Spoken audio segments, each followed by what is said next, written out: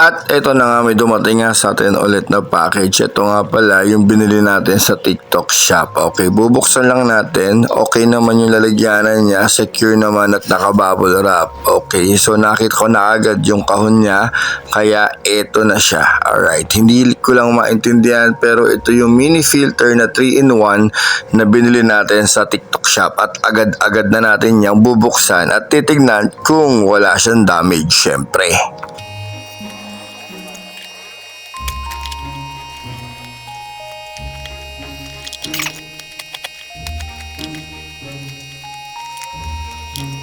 Pagkatapos nga na mahabang panahon na ate siya binuksan, ito na nga yung laman ng loob niya. Siyempre, yung mismong unit, ito siya. Alit lang pala ng motor nito pero meron na siyang cord. Tapos, nandito rin sa may loob yung mga accessories niya or yung mga tubing, siyempre, na ating pagduduktong-duktungin para naman siya ay umabot doon sa loob. So guys, ito nga pala yung top filter na mini 3-in-1. Okay, so meron nga pala siyang libre na sponge na bayo ba yun? Basta yun. So i-assemble na natin to dito yan sa loob. Alright, ayan. Ganyan lang i-assemble yan guys. Okay, so tingnan na lang mabuti kung paano i-assemble yan. At syempre nandito yung motor niya sa kabilang chamber. Ayun yung motor niya. Yun yung fan na yun yung umiikot. At yun din yung may function para umangat yung tubig natin. Okay, at ikakabit na natin dyan yung mga tubings na kasama niya. Ito nga pala pagkakasunod-sunod niyan guys, 3 piraso lang naman yan. Una yung may pael, susunod dyan yung may filter na yun yung pinaka pang dulo niya. Okay, so ito, yan yung may filter, may butas-butas siya doon sa dulo. Okay, so yan yung ilalagay natin dyan. Dahan-dahanan nyo lang kasi bakit yan nag-crack, iiyak talaga kayo. Okay, so pagkatapos ito, ilalagay na natin itong parang kanyang paa doon sa may likod. Yan, dinistinguish ko pa talaga kung saan yan nilalagay pero doon pala talaga sa likod dyan. Okay, kasi tinignan namin yung picture kasi yung sulat doon sa kahon hindi namin maintindihan English at Chinese pala yun. Okay.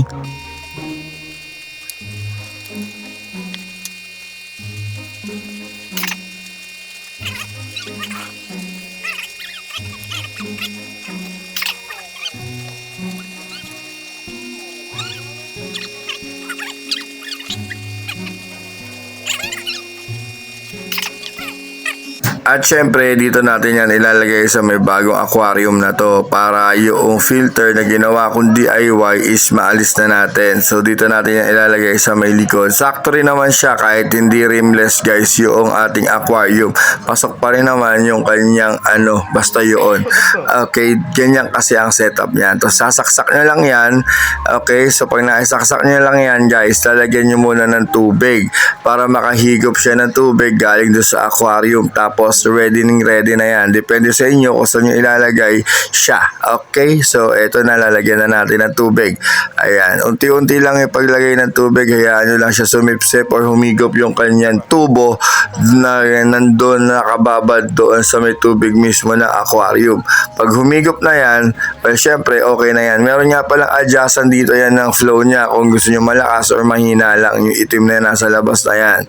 At kapag siya gumana na yan at nakahigop na syempre ng tubig, tatakpan nyo na, may takip nga pala yan para hindi madumihan or mapuntahan ng mga tawag dito, alikabok o kahit man na mga insekto na pwede pumasok dyan sa may filter na yan. At isa nga pala sa kagandahan yan guys, tahimik yung filter na yan, halos wala ka talagang maririnig ng motor kasi maliit lang talaga yung motor niya. Okay, so dito yan mabibili syempre sa my TikTok shop. Ayan, nandyan yung link sa may baba. Ayan, i-con nyo lang yan kung gusto nyo ng ganitong filter or ng top filter na 3-in-1 na yan. Alright, yun lang. Takip to eh.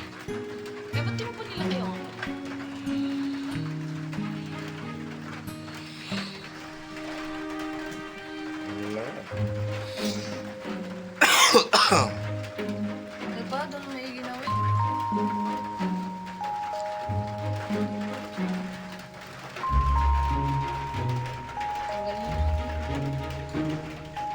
Para kung nasira yan, may reset pa. Dito, ito.